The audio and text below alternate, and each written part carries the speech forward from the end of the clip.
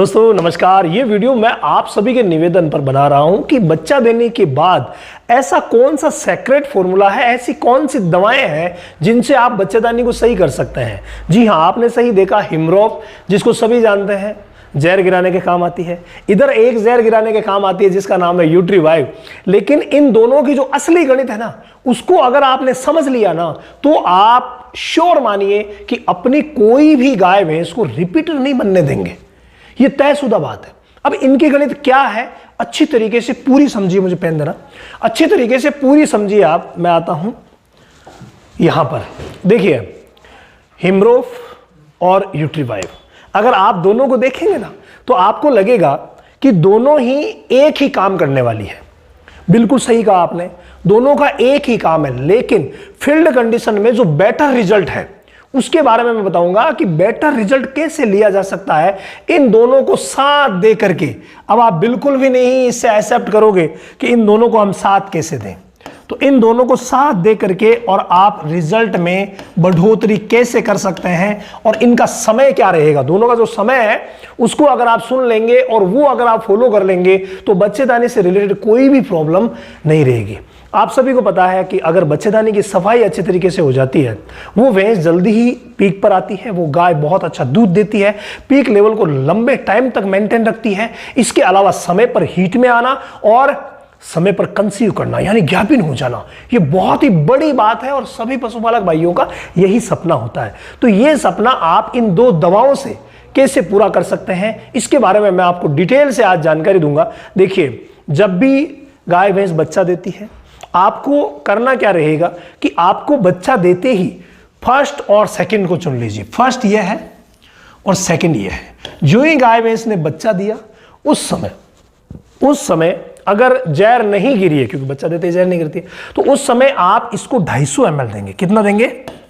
250 ml। इनकी मात्राएं और आप लिख लीजिए, मात्रा और समय यही इंपॉर्टेंट है। ठीक है, उपयोग अच्छा है, दोनों का ही उपयोग है, जहर गिराने में काम आती है, दोनों का ही उपयोग है, बच्चेदानी की सफाई में काम आती है। लेकिन जो प्रैक्टिकली रिजल्ट मिले हैं उनको मैं विस्तार से समझाऊंगा कि 250 ml आप बच्चा देते ही पिला दीजिए। उसके बाद 250 ml अगर जहर नहीं पड़ती है तो 10 घंटे बाद आप फॉलोअप में पिला सकते हैं। ठीक है, तो 250 ml आप फॉलोअप में 10 घंटे बाद पिला सकते हैं। दोनों बातें आ गई इसकी। इसके बाद 1 लीटर हर पशु को ये दिया जाएगा, 1 लीटर ही ये दिया जाएगा। तो जब 250 ml आपने दी दो बार तो 500 ml चलेगी, पीछे बची 500 ml।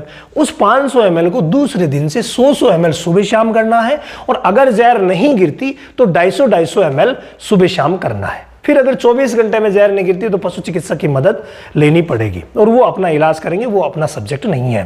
तो इसको आप क्या करेंगे, शुरुआत में 250 ml 2 बार दी, जहर गिर गई, उसके बाद 100 ml सुबह शाम 2.5 दिन तक जो बची हुई है ना 1 लीटर में, वो आपको देनी है। यानी कि ये बच्चा देने के 3 दिन बाद तक इसका काम जो है वो हो जाएगा फिनिश। ठीक है, इसका काम जब तक हमें इसको नहीं छेड़ना है, ये विशेष ध्यान रखिएगा। हालांकि जब नहीं है या यही उपलब्ध है तो आप दे दीजिए, ये भी बहुत अच्छी है, अच्छा काम करेगी, कोई दिक्कत नहीं है। लेकिन जो एग्जैक्ट वर्क है उसको आप सुनिए। तो 3 दिन शुरुआत के आपने ये दिया, ये क्या करती है, ये बच्चेदानी को खाली करवाने का काम करती है। बच्चेदानी में जो जर है, जो कोटिलेडन्स है, उनको अलग करने का काम करती है और आराम से जर गिर जाती है।